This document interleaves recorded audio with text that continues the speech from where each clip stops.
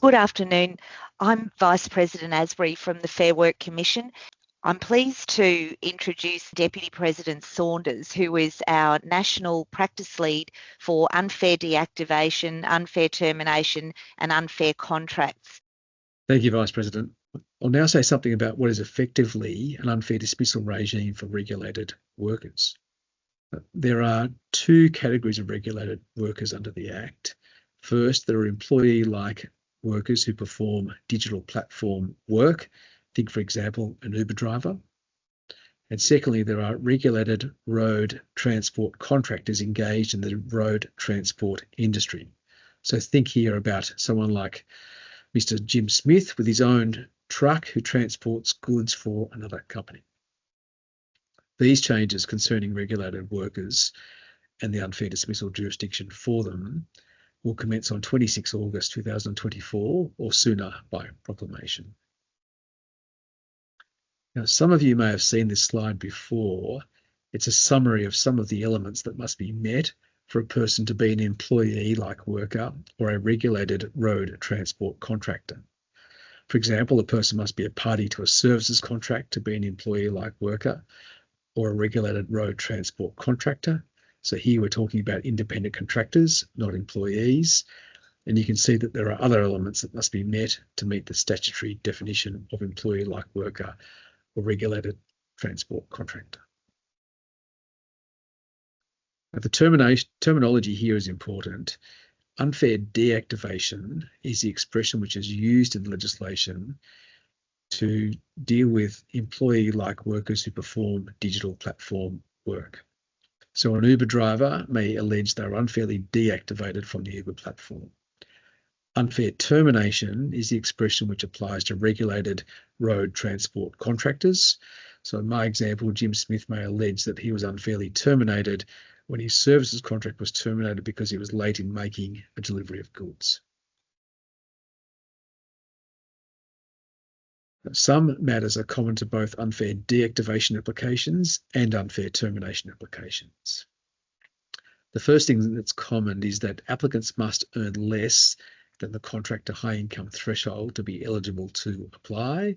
And again, that contractor high income threshold has not yet been determined, but it will be determined and set by the regulations. And secondly, the applications must be made within 21 days of the deactivation or termination, as the case may be. And the Fair Work Commission has a discretion to extend time if there are exceptional circumstances. That's the same test as applies for unfair dismissal cases and general protections cases. A number of initial matters need to be considered. They are whether the application was made within time, whether the person was protected from unfair deactivation or unfair termination, and whether the deactivation or termination was consistent with the Digital Labour Platform Deactivation Code or the Road Transport Industry Termination Code. I'll say a little more about those codes in a moment. Now, a person is protected from unfair deactivation if the person is an employee-like worker, the person performs work on a digital labour platform operated by a digital labour platform operator, and the person performs work under a services contract with a digital labour platform operated by a digital labour platform operator. And importantly, the last requirement is that the person has been performing work on a regular basis for a period of at least 6 months. Now, the period of 6 months begins when the provisions commence operation on 26 August 2024. So in practice, those who wish to utilise these provisions will not be able to make a competent application until 6 months after commencement. So we're looking at about February 2025 onwards. Now, in terms of what unfair deactivation is, the Fair Work Commission must be satisfied that the person has been deactivated, and that's defined in the Act. The deactivation was unfair and the deactivation was not consistent with the Digital Labour Platform Deactivation Code. Now, the Minister is required to make that code.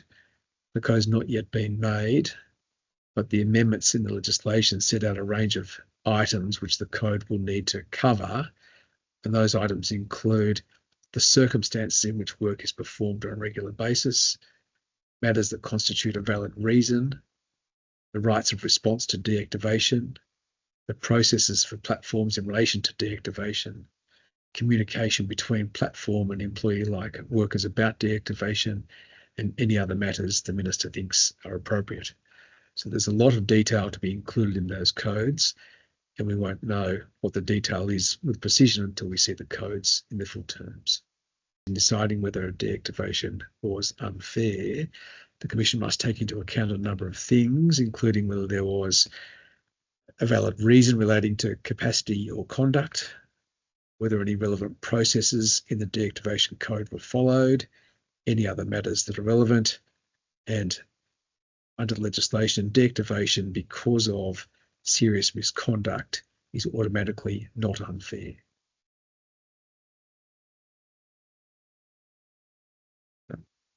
Deactivation for less than 7 business days is determined automatically under legislation not to be unfair if the digital labour platform reasonably believes that deactivation was necessary to protect the health and safety of a person using the platform or a member of the community, or the person's engaged in fraudulent or dishonest conduct, or the person has not complied with licensing and accreditation requirements, or deactivation is necessary to undertake investigations or refer matters to law enforcement for investigation.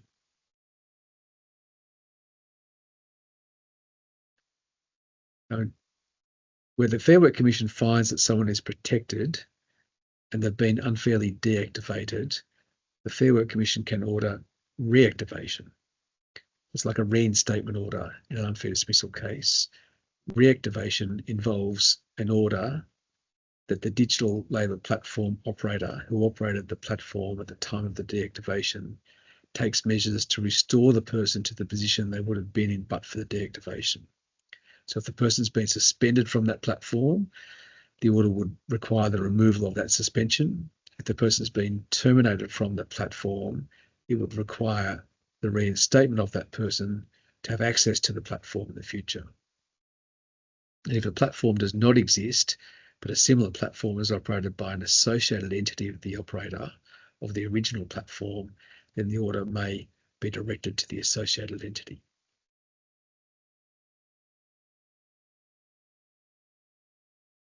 The Fair Work Commission cannot order compensation in an unfair deactivation case. But where an order for reactivation has been made, the Commission has the power to order an amount for remuneration lost or likely to have been lost because of the deactivation. So if we're dealing with a deactivation, we find it's unfair, we decide it's appropriate to reactivate the person back to the platform, there might have been a period of, say, 2 months when the person was not on the platform.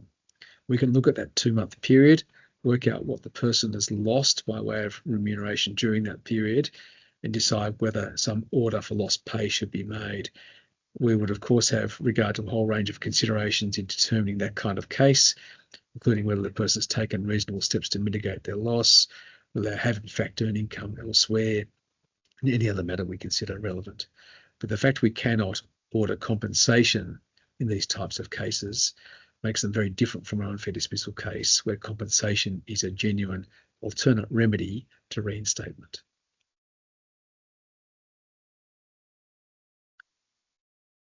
In terms of unfair termination claims by a road transport contractor, these people are protected from unfair termination if the person is a regulated road transport contractor and there's a road transport business that receives services under a services contract under which the person performs work, and the person has been performing work in the road transport industry under the services contract for a period of at least 6 months. And again, the period of 6 months does not begin to run until 26 August 2024. So we should not start seeing these applications arriving in the Fair Work Commission until at least February of next year.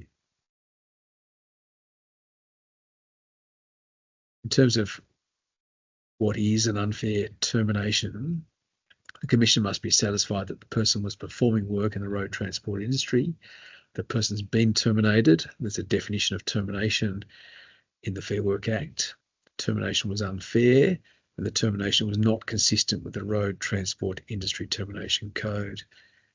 Again, no such code has been made. The Minister may make a code of this kind, but it's not mandatory to do so, unlike the other jurisdiction I've just spoken about. But if the code is made, it will set out many of the same things as the other code we've spoken about today will detail. In determining these types of claims, the Commission must take into account whether there's a valid reason related to capacity or conduct.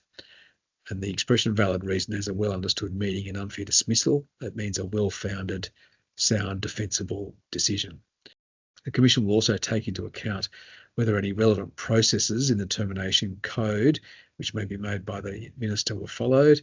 In any other matters we considered are relevant. In addition, the legislation provides that termination because of serious misconduct is automatically not unfair.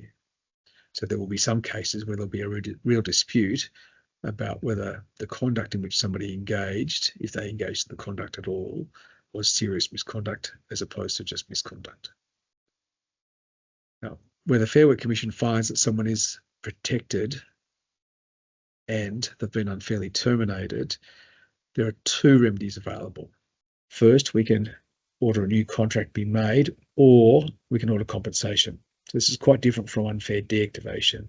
In unfair termination cases, we can actually order compensation. So for road transport contractors, they can either have a new contract if they succeed, or compensation. A new contract would effectively be an order that the road transport business at the time of termination enter into a new contract in the same terms as the services contract at the time of termination, or with such variations as the Fair Work Commission considers appropriate.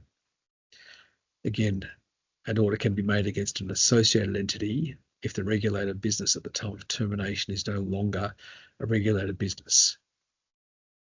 We can also order lost pay. So consider a case where somebody has been found to have been unfairly terminated and there's some time period between the termination and the new contract being ordered. If the person has lost pay during that period, there's a discretion there for the Fair Work Commission to order lost pay if it's appropriate. The alternative remedy is compensation. So if the Commission is satisfied that entering into a new contract is not appropriate, we have a discretion to order compensation, but we must consider it appropriate in all the circumstances before we make an order for compensation. Just like an unfair dismissal case, there's a broad range of factors the Fair Work Commission must take into account when determining an appropriate amount of compensation, but there's a compensation cap, which is effectively 6 months of the annual contractor high income threshold. Right, that concludes my presentation today. Thank you for listening.